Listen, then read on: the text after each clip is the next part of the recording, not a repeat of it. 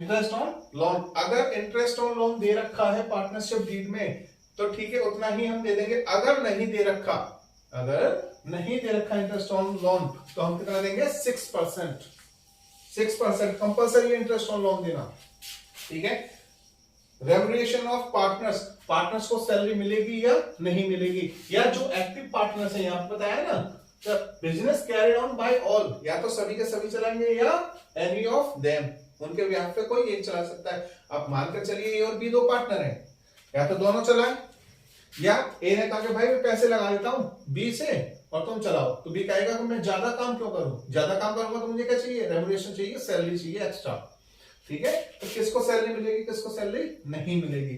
Accounting period, accounting period आपका कब से कब तक का रहेगा, ठीक है। 1 अप्रैल से 31 मार्च तक रहेगा, या जो भी है एग्रीमेंट इसमें डीड में लिखा होगा। उसके बाद ड्यूरेशन ऑफ पार्टनरशिप, पार्टनरशिप कितने सालों तक, कितने टाइम तक चलेगी, ठीक है। पीरियड होता है, टाइम होता है। डेथ ऑफ अ पार्टनर, अगर किसी पार्टनर्स की डेथ हो जाती है, किसी पार्टनर की डेथ हो जाती है, तो पार्टनरशिप कंटिन्यू रहेगी या वहीं पे डिसॉल्व हो जाएगी, कंटिन्यू रहेगी या डिसॉल्व हो जाएगी, वो सारी, ठीक है। तो क्या है पार्टनरशिप? अब partnership is the relation between persons who have agreed to share the profit, ठीक है, of a business carried on by all or any of them acting for all, या तो मिलकर जिस काम को किया जाता है उसे बोलते हैं पार्टनरशिप, मिलकर जिस काम को किया जाता है उसे बोलते हैं पार्टनरशिप। या तो सारे के सारे पार्टनर्स क्या करें, सभी के सभी पार्टनर्स काम करें, अदरवाइज कोई एक पार्टनर उनके बिहाफ पे काम कर सकता है। 2 और मोर पर्सन, कम से कम 2 पर्सन या 2 से ज्यादा कितने हो सकते हैं? 50% तक हो सकते हैं मैक्सिमम। एग्रीमेंट होता है, रिटन में एग्रीमेंट होता है, ओरली नहीं होता। एग्रीमेंट की क्यों आवश्यकता पड़ती है? कि आप इस पर किसी पार्टनर ने कोई भी गड़बड़ कर दी तो आप उस पर श्यू कर सकते हो, केस कर सकते हो। केस करने पे क्या होगा? कोर्ट में क्या होता है? एविडेंस देखे जाते हैं। तो एविडेंस क्या है आपका? एग्रीमेंट है। बिजनेस कैसा है आपका? वो होना चाहिए। प्रॉफिट शेयरिंग रेशियो होना चाहिए कि आपका प्रॉफिट जो है कैसे बटेगा। अगर प्रॉफिट शेयरिंग रेशियो नहीं दे रखा तो हम इक्वली इसको डिस्ट्रीब्यूट कर देंगे। Business can be carried on by all or any of the partners acting for all, या तो सभी के सभी पार्टनर्स क्या करें?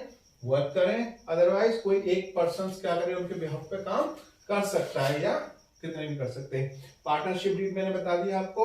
डिस्क्रिप्शन ऑफ पार्टनर्स, पार्टनर्स का डिस्क्रिप्शन होना चाहिए।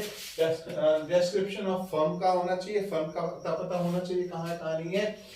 प्लेस ऑफ बिजनेस, बिजनेस का प्लेस होना चाहिए कि आपका ऑफिस कहाँ पे है, ठीक है, कहाँ से आप वर्क करोगे।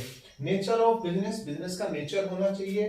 कमेंसमेंट ऑफ पार्टनरशिप, कब से शुरू हो रही है पार्टनरशिप। कैपिटल कितनी कंट्रीब्यूट की जा रही है।